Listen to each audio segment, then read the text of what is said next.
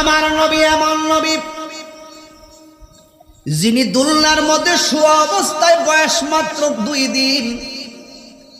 আব্দুল্লাহ ইবনে আব্বাস রাদিয়াল্লাহু তাআলা আনহু বলেন, আমি দেখলাম বিনা বাতাসে দোলনাটা লড়তেছে।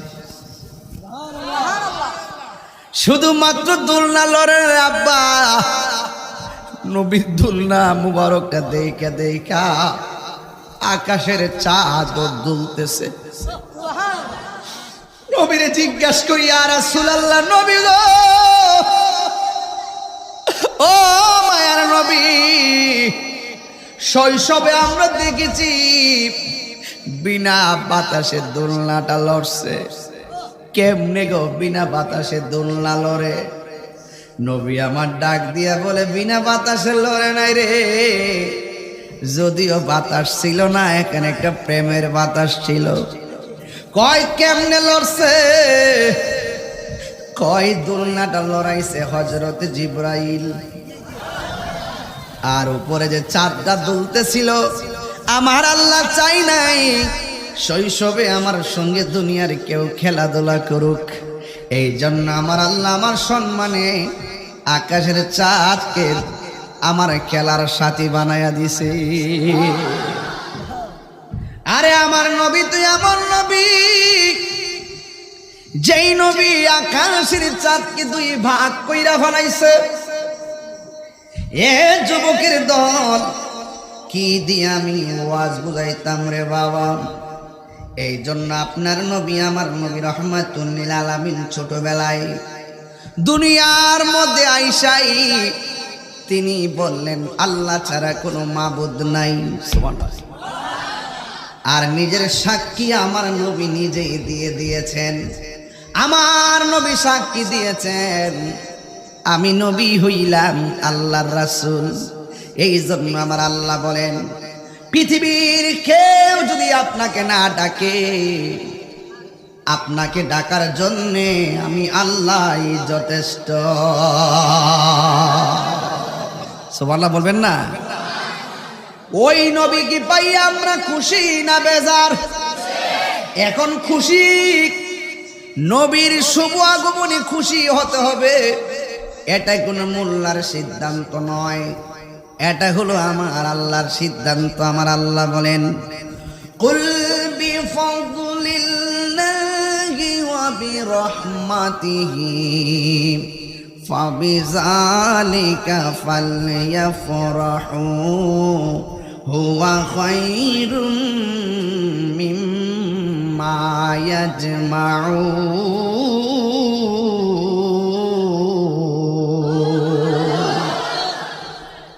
আল্লাহ রাব্বুল আলামিন বলেন, হে বন্ধু, আপনি বলে দিন আমি আল্লাহর পক্ষ থেকে তারা যদি কোনো ফজল পায়, ফজল মানে হলো দয়া, ফজল মানে হলো অনুগ্রহ এবং রহমত পায়, 2টা জিনিস বললেন। 1 নম্বর, আমি আল্লাহর পক্ষ থেকে তারা যদি কোনো ফজল পায়, 2 নম্বর, তারা যদি কোনো রহমত পায়, ফালিয়াফরাহু, তারা যেন আনন্দ করে। বাংলা যেটার নাম আনন্দ, আরবিতে সেটার নামই হলো ঈদ। জোরে কন্যা সুবহানাল্লাহ। এখন ফজল মানে কি? আল্লাহর দয়া মানে কি? রাইসুল মুফাসসিরিন আব্দুল্লাহ ইবনে আব্বাস রাদিয়াল্লাহু তাআলা আনহু বলেন, আল্লাহ যে বলছে ফজল পাইলে আনন্দ করো, এই ফজল মানে হলো এলেম। ফজল মানে কি? এলেম 2 প্রকার, এলমে যাহির, এলমে বাতিন।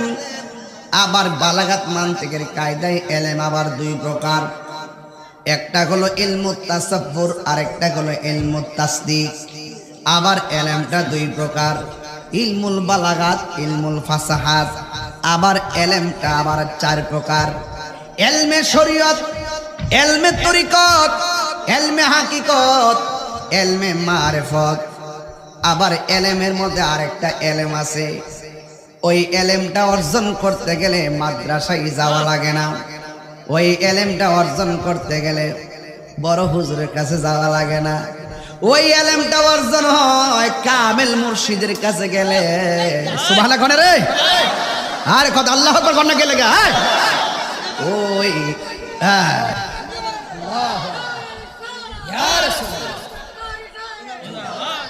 আমার যুবক ভাইয়েরা, আমার মুরব্বী বাবারা, ওই এলেমটা সিনজিওয়ালা অর্জন করতে পারে।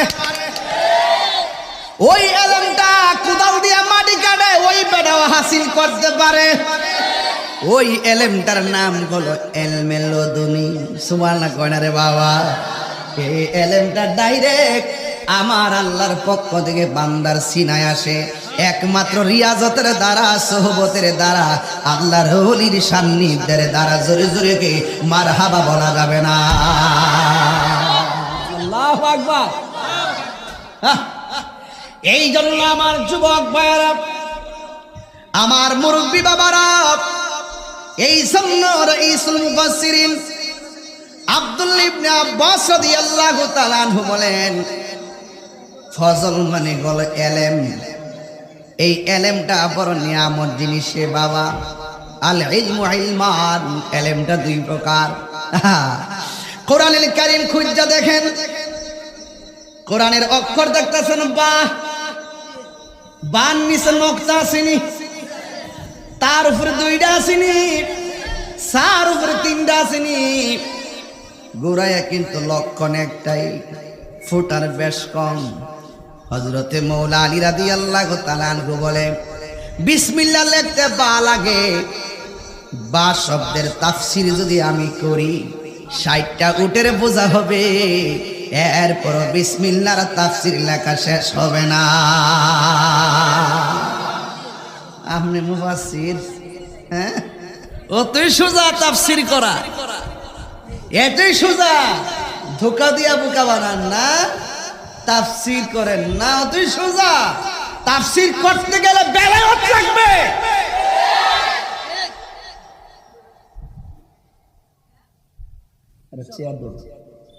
আপনার কষ্ট হচ্ছে? আমি একবারে বলছি, আমি কোন হচ্ছে ঘটনা তুলতাম না, যেগুলো আমাদের ইমানের খোরাক বর্তমান প্রেক্ষাপটে খুব জরুরি, আমি সেইগুলো বলার চেষ্টা করব। মারহাবা কোন কষ্ট হইতেছে আপনাদের? আল্লাহু আকবার। এরপর আরেকটা তাফসীর দেখলাম, লেখা আছে আল্লাহ যে বলছে ফজল পাইলে আনন্দ করো। ফজল মানে হলো দুইটা। একটু আগে বললাম ফজল মানে একটা, এটার নাম এলেম। আর এখন বলতেছি ফজল মানে হলো তাফসীরের ভাষায় দুইটা। এক নম্বর হলো কোরআন, দুই নম্বর হলো ইসলাম। আমরা ইসলাম পায়া খুশি না বেজার? একদিন না প্রতিদিন? এটার নামই হলো ঈদ। আল্লাহ বলছে ফজল পাইলে তোমরা আনন্দ করো। এই জন্য যেই মৌলবী কইব ইসলাম পাইয়া আমি খুশি না, এই মৌলবী না, এই মৌলবী ইরানের ডলার খাইয়া কালার ফালড়িয়া ফালাইছে।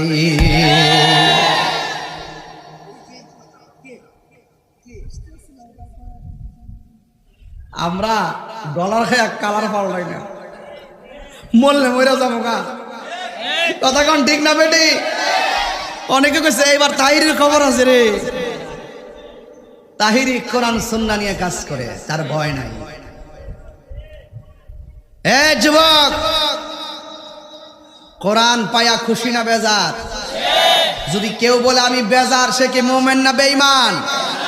আল্লাহ বলছে ফজল পাইলে আনন্দ করো, আর সাহাবায়ে কেরাম বলছে ফজল মানে হলো কোরআন, ফজল মানে হলো ইসলাম। এখন এরপরে এই কোরআনটা আমাদের নাসিরনগরে আছে না নাই? ঘরে ঘরে আছে না নাই? এই কোরআন থাকলে শান্তি লাগে কি লাগে না? এখন নাসিরনগরে সব মিল্লা যদি কোরআনটারে গাট্টি বেঁধে তিতাস নদী বাসায় দেয়, কোরআনের কোনো অসুবিধা হইব? কেরে? এটার হেফাজতের দায়িত্ব কি মোল্লার কাছে না আল্লাহর কাছে? আমরা ওই চিন্তায় কথা বলি। ইন্না নাহনু নাযালনা যিকরা ওয়া ইন্না লাহু লাহাফিজুন।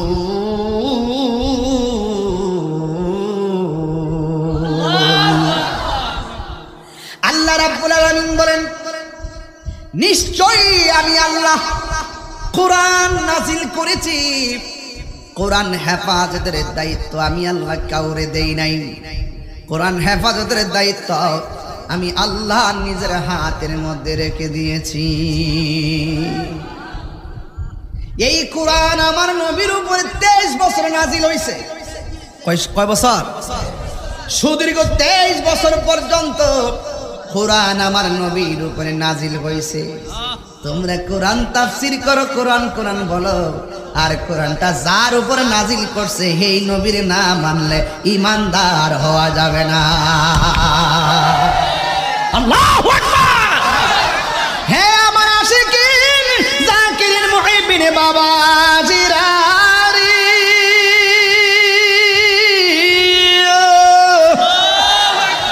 টান্ডা মনে আসেনি রে বাবা?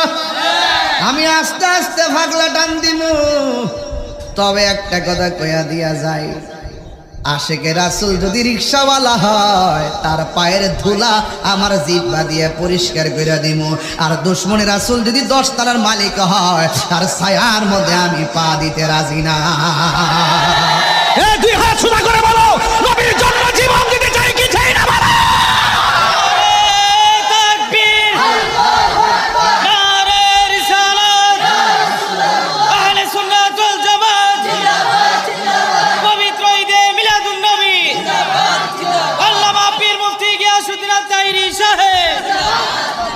আল্লাহু আকবার বলেন।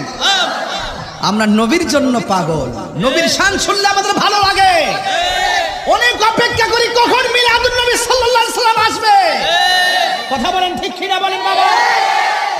কোরআন ভালো করে বুঝতে হবে। কোরআন হেফাজতের দায়িত্ব কার? যখন নবীর উপরে কোরআন নাজিল হয়েছে, যখন নবীর উপরে কোরআন নাজিল হয়েছে, ওই মুহূর্তে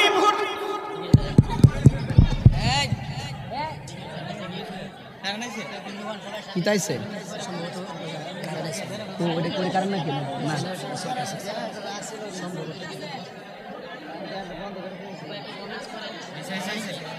আনাইছে না এই ফেন্ডার ফেন্ডার সর না আরে স্টেট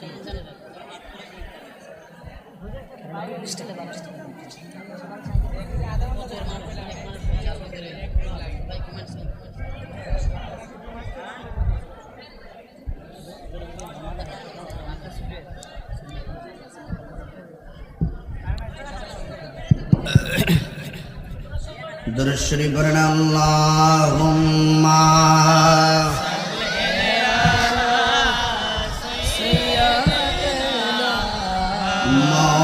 মাওলানা মুহাম্মদ ওয়ালা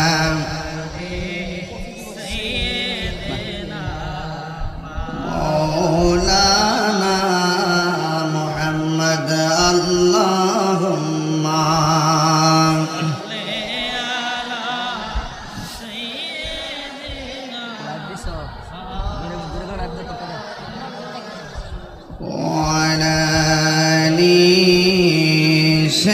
سيدنا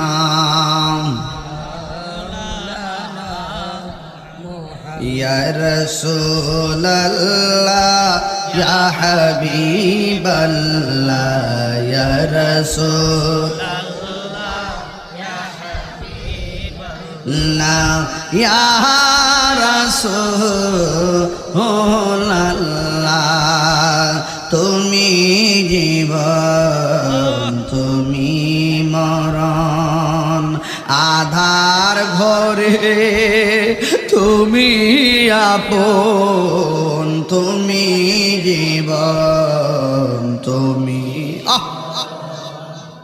আধার ঘরে তুমি আপন তুমি মোদের পাহাড়ের তরি তুমি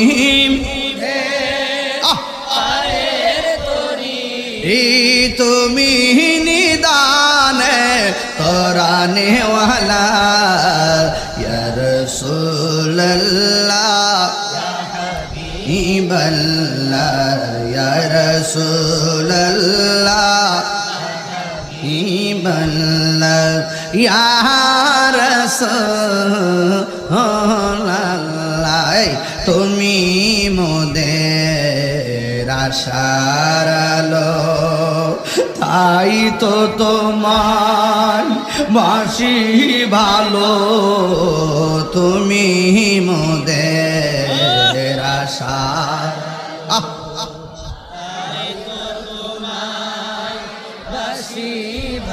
হাত তুলবেন না আহারে দয় নামের ফুলদানিতে হৃদয়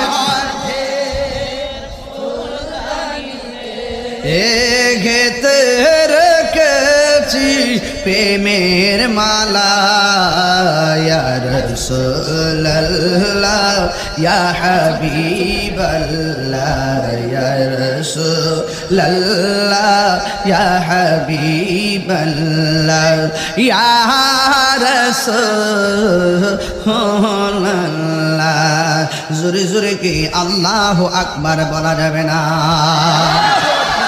এ আমার নাসির নগরীর বাবাটিরা গো ও আশুরাইনের বাবা ও আমার বরেশ্বরের বাবা নাসিরপুরের বাবা যে যেখান থেকে এসেছেন সবাইকে আমি বলে দিয়ে যাই আল্লাহ রাব্বুল আলামিনের হাবিবের উপরে যখন কোরআনটা নাজিল হয়েছে ওই কোরআনটা নাজিল হওয়ার পর আম্মা জান খাদিজাতুল কুবরা রাদিয়াল্লাহু তাআলা আনহা বলেন আরে খাদিজা আবার কে এই পৃথিবীর মধ্যে একটা মহিলা যার নাম বলে আম্মা জান খাদিজাতুল কুবরা আজ এই মহিলাটারে স্বয়ং আমার আল্লাহ রাব্বুল আলামিন নিজে সালাম দিয়েছে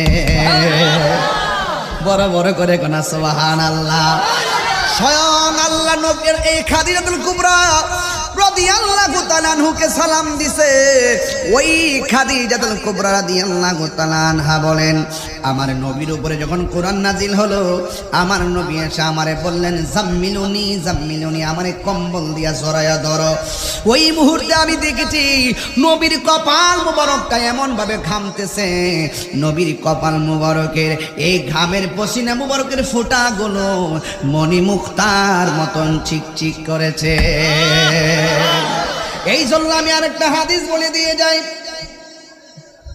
এক যুবকের দল আরেকটা হাদিস আমি আপনাদেরকে শোনাইয়া দেয়া যায় রে বাবা বিহি ক্বালা হাদাসানা আবু নুআইমিন ক্বালা হাদাসানা যুহাইরুন আন আবি ইসহাক قال سأل رجل البراء ابن عازب أكان وجه رسول الله صلى الله عليه وسلم مثل السيف قال لا بل مثل القمر হযরতে বারা ইবনে আজিব হযরতে আবি ইসহাক রাদিয়াল্লাহু তাআলা আনহু হতে বর্ণিত সুইলা সাআলা রাজুলুল বারা ইবনে আজিব রাদিয়াল্লাহু তাআলা আনহু হযরতে বারা ইবনে আজিব রাদিয়াল্লাহু তাআলা আনহুকে জিজ্ঞাসা করা হলো আকানা ওয়াজহু রাসূলিল্লাহি সাল্লাল্লাহু আলাইহি ওয়াসাল্লাম মিসলা সাইফ আপনি আমাকে বলেন না নবীর চেহারা মোবারকটা কি তলোয়ারের মতন চিক চিক চিক চিক করত বারা ইবনে আজিব বলেন লা না না না নবীর চেহারা মোবারক তলোয়ারের মতন চিক চিক করত না বাল মিসলাল কামার আমার নবীর চেহারাটা চাঁদের চাইতে আরো চিক চিক করত এই তারার দল ভালো করে বুঝো অভাবীর দল বি ক্বালা হাদাসানা মুহাম্মদ ইবনে সাইদিন أخبرنا عبد الرحمن بن محمد صلى الله محمد عن أشعث بن سوار عن أبي إسحاق رضي الله تعالى عن جابر بن سمرة رضي الله تعالى عنه قال رأيت النبي صلى الله عليه وسلم في ليلة إضحيان وعليه حلة حمراء فجعلت أنظر إليه وإلى القمر قال هو أحسن في عيني من القمر হযরত জাবির ইবনে সামুরা রাদিয়াল্লাহু তাআলা আনহু থেকে বর্ণিত قال তিনি বলেছেন রাআইতুন নাবিয়্যা সাল্লাল্লাহু আলাইহি ওয়াসাল্লাম ফি লাইলাতি ইদহিয়ান ওয়া আলাইহি হুল্লাতুন হামরা হযরত জাবির ইবনে সামুরা বলেন আমি নবীজিকে রাতের বেলা গায়ের মধ্যে চাদর পরিহিত অবস্থায় দেখতে পেলাম ফাজআলতু আনজুরু ইলাইহি ওয়া ইলাল কমার রাতের বেলা যখন নবীকে আমি চাদর পরিহিত অবস্থায় দেখেছি ওই মুহূর্তে আমি একবার আমার নবীর চেহারা মোবারকের দিকে তাকাইছি আর একবার চাঁদের দিকে তাকাইছি ফালা হুয়া আহসানু ফি আইনি মিনাল কমার আমার চোখের মধ্যে আমি লক্ষ্য করেছি আল্লাহর হাবিব চাঁদের চাইতে আরো সুন্দর। আরো বড় করে বলেন না সুবহানাল্লাহ। এই জন্য তুমি আমি রৌদ্র দিয়ে হাঁটলে, চাঁদের আলোতে হাঁটলে গায়ে থেকে ছায়া পড়ে, কিন্তু আমার নবীর চেহারা মুবারক থেকে কোনো ছায়া পড়তো না। আমার নবীর বডি মুবারক থেকে কোনো ছায়া পড়তো না। আমার নবী হইল নূরুন আলা নূর।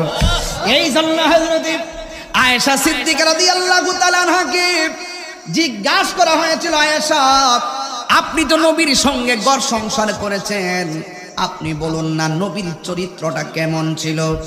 আয়েশা সিদ্দিকা রাদিয়াল্লাহু তাআলা আনহা বলেন, গোটা কোরআন শরীফটাই কোনো নবীর চরিত্র। কোরআনের মধ্যে যেমন ভাবে কোনো দোষ নাই, ত্রুটি নাই, আমার নবীর চরিত্রের মধ্যে কোনো কলঙ্কের দাগ নাই।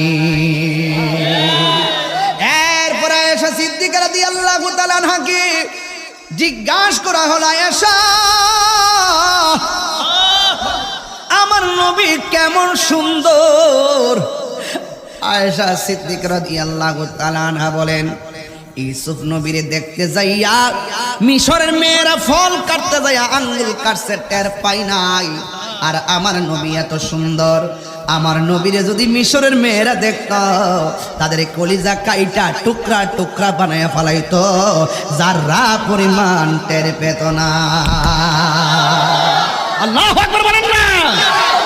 আমার বড় কষ্ট লাগে, আমার বড় দুঃখ লাগে, মানুষ যায় না কেমনে সত্য গোপন করে। আরে নবীরে কেমনে কে আমরার মতো মানুষ? আরে নবী এমন নবীজি যার চোখ থেকে আমার আল্লাহ পর্যন্ত গোপন নাই। এই জন্য আমার নবী তোমার জন্য কি না করছে, পাথর আঘাত খাইয়েও নবী উম্মতের জন্য কেঁদেছেন। আমার নবী, আপনার নবী এত কান্না করেছেন উম্মতের জন্য।